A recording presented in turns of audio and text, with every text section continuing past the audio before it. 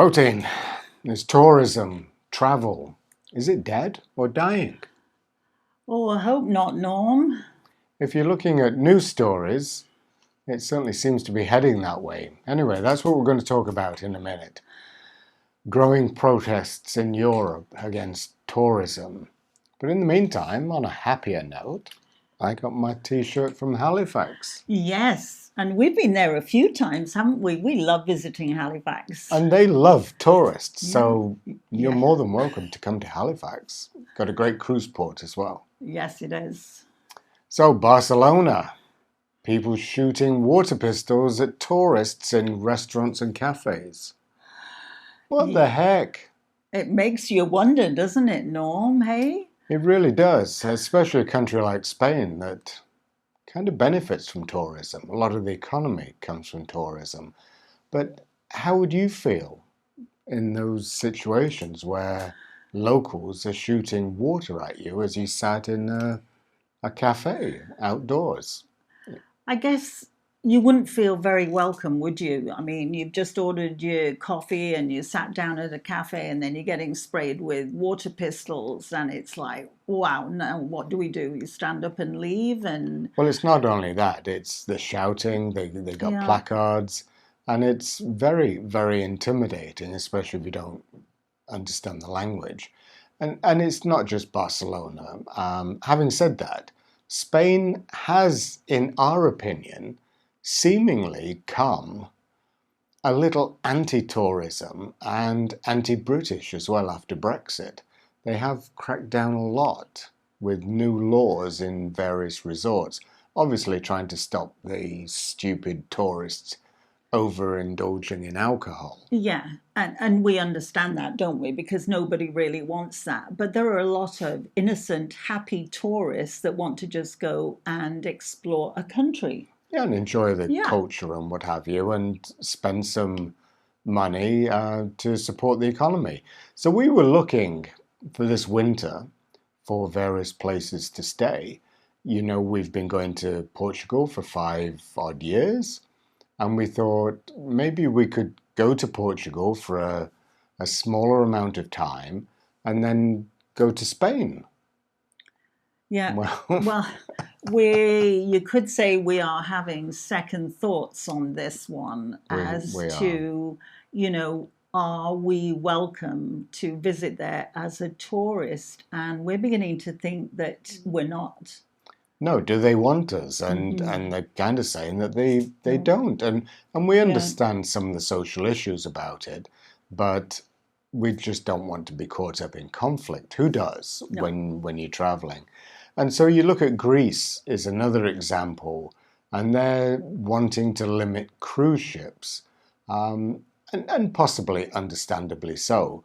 But the cruise ships at the popular resorts team, Yeah, I mean, there's a couple of places like Mykonos, isn't there, yeah, Norm?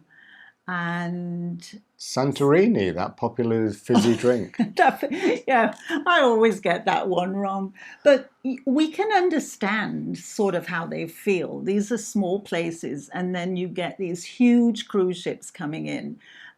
We don't go on the really big ones, No. but some of these cruise ships can be anything around 5 to 6,500 people. You get a couple of those in port in a Hmm. day, and they are overwhelmed. We understand that by about 15,000 people. So they're trying to make it that they don't want as many cruise ships, do they? No. No? And so Venice was one of the first ones in Europe Mm. to try and put a hold on the cruise ship tourists as well as the regular air traveller tourists. So now they've increased their tourist tax, their nightly rate that's charged in hotels.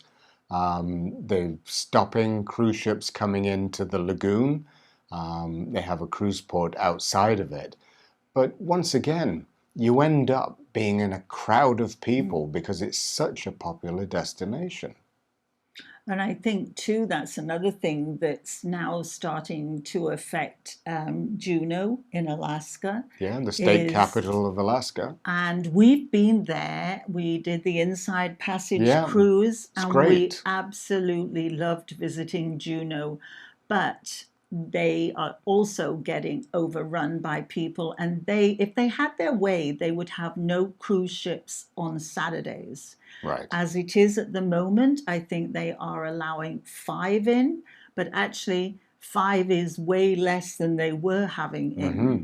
And they're just saying it's too many people coming in at one time. What they're trying to do in Juneau, Alaska, is to reserve Saturday for the locals Mm-hmm. when they're not at work, and trying to avoid those big crowds and what have you. And this is a theme of over-tourism, and Mm. we're all to blame because Yeah. we want to travel. But if you go to London or Paris, you're just in a throng of people. Same as Lisbon. We found Lisbon in the summertime because we went there to join a cruise ship. It was absolutely packed.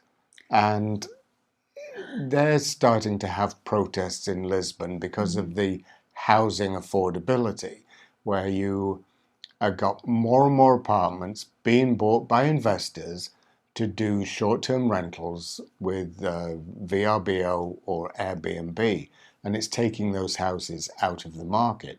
So the government is now trying to clamp down on that, and are saying in Portugal there are certain streets being designated as for local housing, not for vacation apartments. And we do to some degree understand that, don't we? We Yes. do understand that the locals do need a place to live, absolutely. But it's like everything. There's so many people who get on board with just not keeping it simple. They want to buy investment properties, don't they? And then they Hmm. want to rent it all out. And then the whole thing snowballs with, so Airbnbs are everywhere, VRBOs, and everybody is just wanting to make money. So there's nowhere for the locals to live.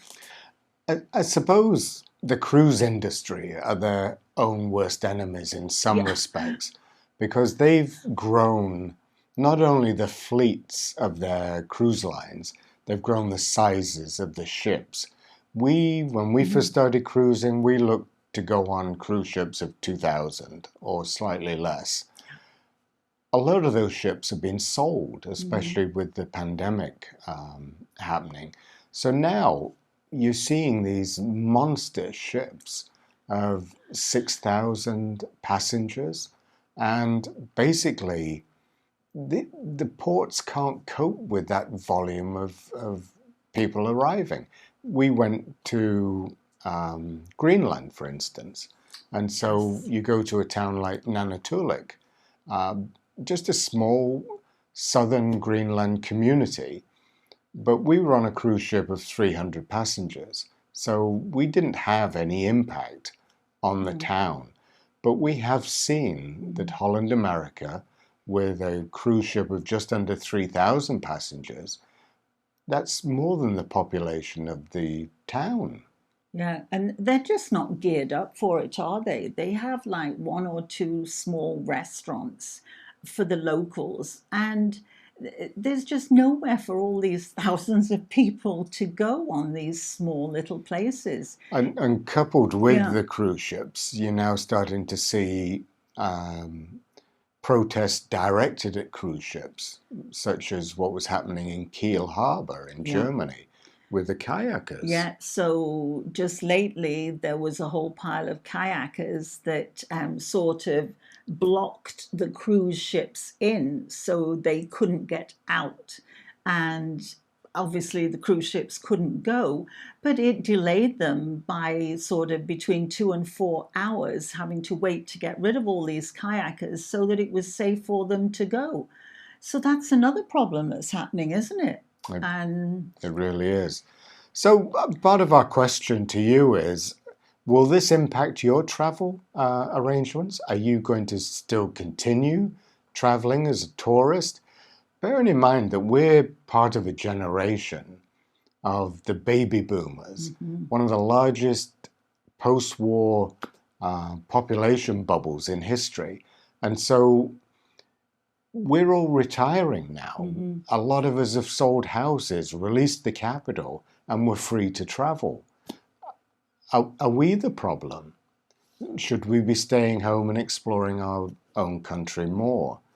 We'd be interested in hearing what your comments about this over-tourism is and how you're going to cope with it. Yeah, because not only how you're going to cope with it, we're wondering how we're going to cope with it too, aren't we, Norm? Very much so. One of the reasons or ways that we try to cope with it is that we go off season, don't we? Yeah, and that's what we've been Yeah. doing in the Algarve. We go there for the Hmm. winter time, so it's getting away from the extreme cold climate of where we live in Canada.